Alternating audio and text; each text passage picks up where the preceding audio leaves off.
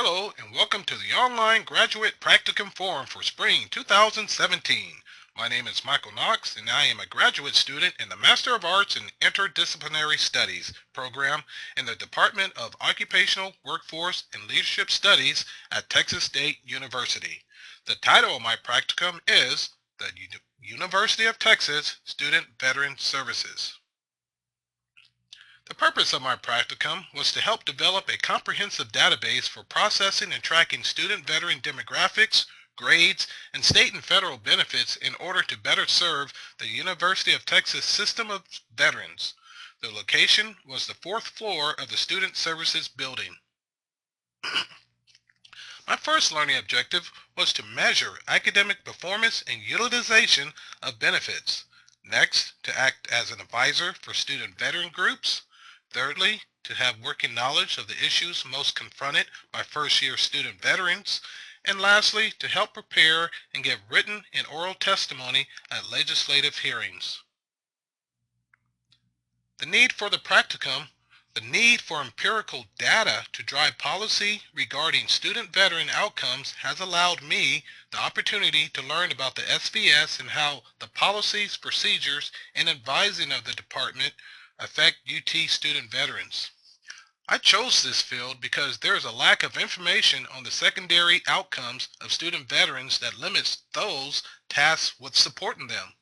If an unfounded perception develops that student veterans are doing poorly in college, Congress may believe that taxpayer dollars are being wasted and cut the GI Bill. Any reduction in benefits will have a ripple effect on a separating veteran's life trajectory. With little or no post-secondary education, he or she will be ill prepared to enter today's civilian workforce and compete for higher paying careers. So why should you care? As a veteran using educational benefits myself, I want to make sure they are around for our future veterans, dependents, and their spouses. Many of you watching this presentation are a veteran or know a veteran who may be affected with a disruption in benefits. The post 9/11 GI Bill is a massive investment of more than $30 billion in the success of our nation's veterans. However, a lack of data on their post-secondary outcomes make it difficult to accurately measure the return on the GI Bill investment. The intention of the Student Veterans Database at UT is to measure academic outcomes at the micro level and ensure that Texas veterans take full advantage of their well-earned benefits. My first day was great. There were no students around and all the staff were present. I felt an instant sense of camaraderie due to the fact we were all veterans, and establishing rapport was both natural and fluid. We not only discussed my learning objectives and goals, but also issues facing my first learning objective, which I will discuss later. I also met with the IT coordinator to set up computer access. The practicum really took off for me when I was invited to a meeting with UT's Associate and Assistant Registrar. The meeting addressed why I couldn't complete my first learning objective. It also provided insight into the inner workings of university politics and its bureaucracy.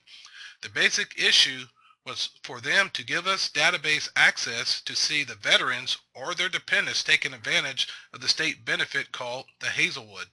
They already gave us access to the federal benefits database, but data collection would be incomplete if we only saw veterans utilizing federal benefits and not state benefits as well. In the end, not much was resolved, and I couldn't fully complete my first learning objective. I next attended the annual Texas Veterans Summit, which addressed an array of topics affecting our veterans. The Director of Student Veteran Services, which was my site supervisor, spoke at the education panel that afternoon. He discussed how the GI Bill comes up short for some student veterans due to the strict requirements of taking classes within their degree plan. Some classes within a student's degree plan have prereq classes not covered by the GI Bill, and this can mean students paying for expensive classes out of pocket, ultimately affecting their bottom line to survive. The Veterans Affairs Winter Symposium involved the UT system and spoke to a veteran engagement and support for student success.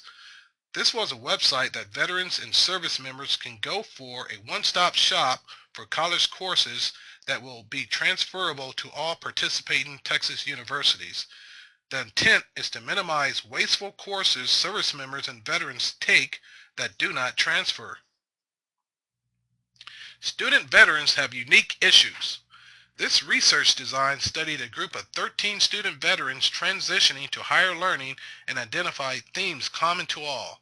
The method was a descriptive phenomenological approach. One of the themes was that participants sought to reconstruct their military identity into a new civilian identity. Many participants described this as feeling out of place and feeling lonely. According to my personal interviews with student veterans, this article seems to substantiate some of the issues student veterans face while transitioning to higher education. Luckily, they have organizations like SVS and SVA, Student Veterans Association, to bridge this gap. Student veterans are more adaptable than civilian students.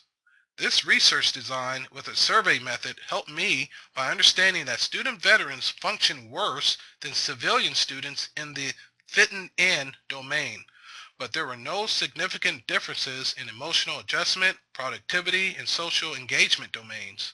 Also, student veterans dealt with trauma better than civilian students who have experienced trauma. Again, organizations like SVS, SVA, and UT Student Veteran Outreach Coordinator help to mitigate the feelings of not fitting in and other behavioral issues that affect student veterans. Female student veterans perform better than men.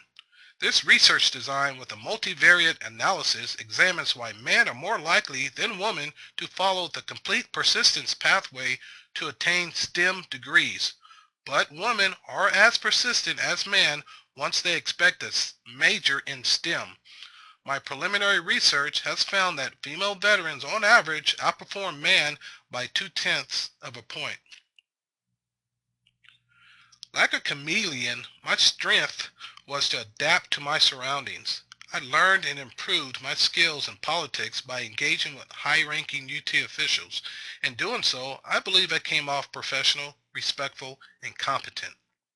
I saw patience as a potential weakness. I eventually became frustrated with everyone attached to getting the database up and running. I mistakenly believed a university would be a well-oiled machine, but that notion was disproven with my first meeting with another department. It seemed like some departments just didn't want to share their data or resources with others. I relied heavily on my site supervisor to address concerns that may have emerged during my practicum. I found him to be very professional and knowledgeable, a great advocate for student veterans. I empathize with him for the politics of the job, but he seems to handle it well. The personal issue that prevented me from further professional development was the ability to communicate with the president of the SVA at UT. I recognized a possible personality conflict, so I thought it best to try and get to know the members only. The end of my practicum was spent on a program review and improvement board for SVS. I will be attending meetings until sometime this summer. My practicum gave me an opportunity to network and make connections in the veteran community. I believe I made a positive impression with everyone I came into contact with, so I'm hoping for an opportunity that comes along to serve our nation's veterans in an educational setting. Taking care of our nation's warriors gives me a sense of fulfillment and job satisfaction I will not trade for the world. On the YouTube page below, please indicate your anonymous preference for this practicum by clicking on one of these two icons. Also, please post your comments or questions in the YouTube comment section below. I will respond to your inquiries posted between March 27th and April 9th through this webpage. Thank you for your time and patience, and I look forward to reading your comments. Have a great day.